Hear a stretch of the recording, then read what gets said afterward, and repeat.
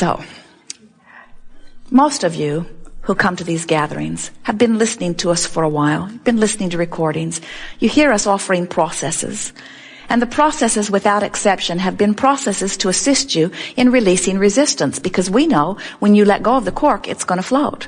In other words, we know that when you release the thoughts that are resistant in nature, your natural well-being will return, and it will be evidenced in all ways in your life experience. So we've offered processes like pivoting, which simply say, think about what you do want, not what you don't want. Let the contrast help you to know what you don't want, but as soon as you're sure what it is you don't want, and what you do want becomes clear, then start talking about what you do want and why you want it, and pretend it, imagine it, play with it. Processes like scripting, which simply say, write it out the way you want it to be. Pretend that your pen has power. It does. And write until you feel emotionally moved. Write until you feel the clarity of your own desire. But we have to say to you that the reason that the processes that we've been offering over time have been so effective with those of you who have been gathering is because most of you, if we feel your vibrational meter, weigh in somewhere in the area of frustration, overwhelmment, somewhere in there, ranging from that all the way up into appreciation and love and passion. So the emotional scale that we're going to play with here today, at the most disconnected levels, that's where that powerlessness and despair is. That's where you would use words like depression. And then, as you move up a little bit, you would find yourself in some feelings of rage, revenge. Remember those two words, rage and revenge, because we want to show you that they're not in the order that you think they are. All the way up into anger. Then from anger, there are many degrees of anger, but then you get into those feelings of overwhelmment and frustration. And then you find that pessimistic feeling, and then you find that hopeful feeling, and then you find that more optimistic feeling, and then you find feelings of appreciation and love and joy and bliss and all of that. So there's this range which you can feel when you think about it. What we've noticed with those like you, most of you are somewhere in overwhelmment and frustration, but you can quite easily, with a little bit of effort, move into ranges of true appreciation. You can maintain your vibration rather well. But often you meet someone, or even now and again something happens in your experience that is out of your control, that cause you to dip into those ranges that are more like depression. And what we've noticed, sometimes someone who is truly depressed, truly feeling disempowered, finds unconsciously, in a sort of self-survival way, guided from source really, finds a true thought of anger, even hatred and revenge. But usually the counselor or the spouse or the parent or someone close by who is watching this person move from despair into revenge gets all alarmed and tells them that their revenge or their hatred or their anger is misplaced. And we say, it's not the least bit misplaced if you understand the emotional meter. It's an improved state of being. But most people who meet you in your anger or in your rage would not encourage you to be that way. They really prefer you in your despair and depression. Because when you're depressed, you hide from everyone and leave them all alone. And when you're angry, you're usually out there fussing around, sort of stirring things up. You're actually more pleasant to be with when you're depressed than when you're angry. But from an emotional standpoint, from a vibrational standpoint, from the standpoint of which cork is floating more, if the cork is in the revenge mode, it's closer to the surface than when it is in the despair and depression. In other words, you're on your way back into the light as you are moving through, and that's the key word, as you are moving through this angry range. But what happens when you don't know that is you get from despair naturally into anger, but then everyone disapproves of your anger, and since you're more interested in how they feel than you are about how you feel, then you bounce back into despair. And there are so many people that just bounce back and forth from despair to anger, to despair, to anger, to despair, to anger, and do not have any idea that they were on the right path. Jerry and Esther traveled in the past, even now sometimes, from Phoenix to San Diego. It's about a 400-mile journey. And as they come out across the highway, Esther loves these open highways, hardly any traffic, good roads. About halfway between Phoenix and San Diego is Yuma, Arizona. When they find themselves in Yuma, they don't pull off to the side of the road and cry. They don't feel despair that they are in Yuma, because they understand that they are on their way to where they want to be. They understand the distance between Phoenix and San Diego. And so even though for a good deal of the journey, in fact, almost all of it, in fact, most of that journey, they're not really where they want to be. They're on their way to where they want to be, but they're not there yet. It is a quantifiable journey, though, isn't it? It's understandable. And so since you know you're on your way, then you find pleasure where you are. But if they thought they would never get there, that this was as far as they could ever get on their way, there would be despair, we promise you. What happens with people who are making these emotional journeys is that they often do not have a quantifiable journey. In other words, they don't understand that they can tell which direction they're headed. In other words, Jerry and Esther don't get so dismayed when they're in Yuma that they get all disoriented and go back to Phoenix. In other words, they can always tell which way they're going. But sometimes we watch you and you don't seem to know which way is up in terms of the cork floating, or which way is moving up the emotional scale, because you sort of get lost in the emotion where you are and you beat the drum of where you are. So moving up the emotional scale is about recognizing where you are on the emotional scale, and we'll show you how to do that. You just feel around until you're able to pinpoint it pretty well, and then you reach for an emotional goal that you believe is possible. Isn't it annoying when you feel terrible to have some bright-eyed, bushy-tailed Abraham student or teacher telling you to follow your bliss? You create your own reality, they say. You need to stop doing that.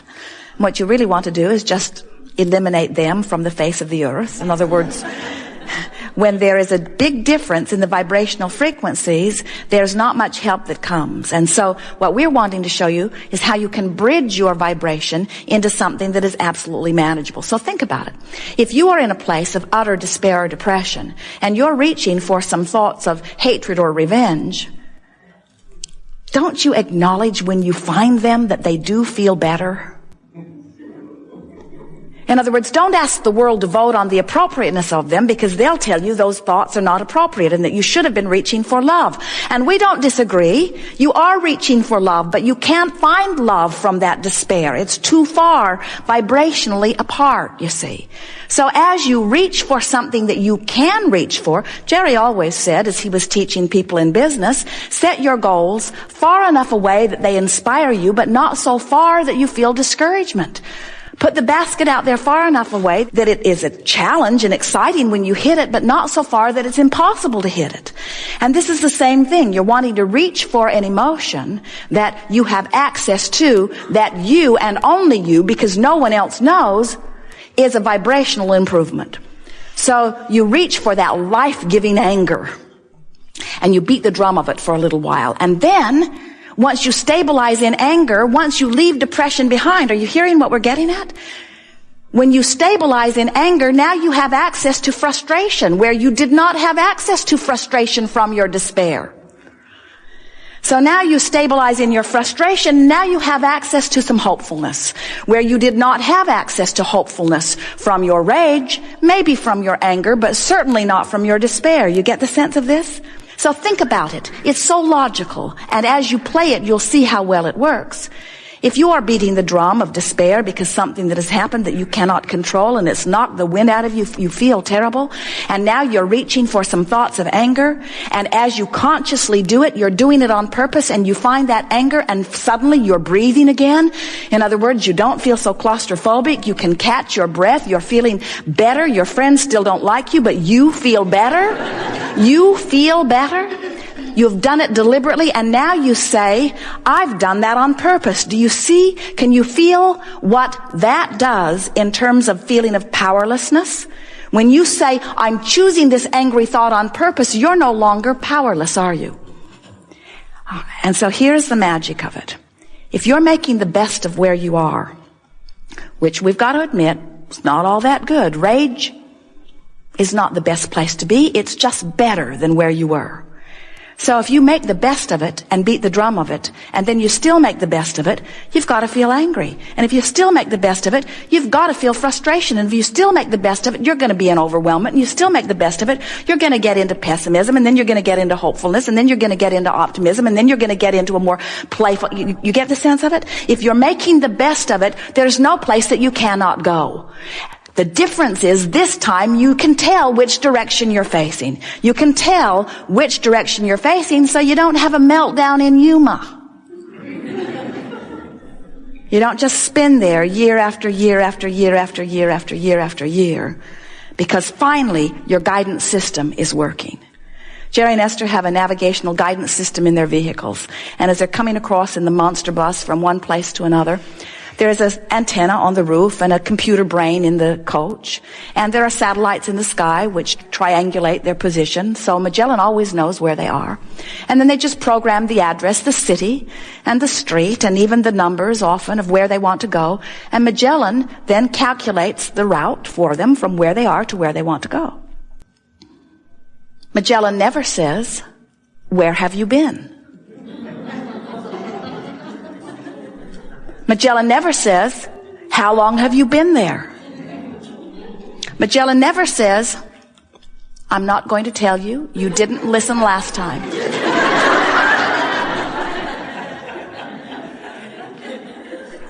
If Jerry and Esther don't pay attention to her and go in the opposite direction of what she says, it's a woman's voice.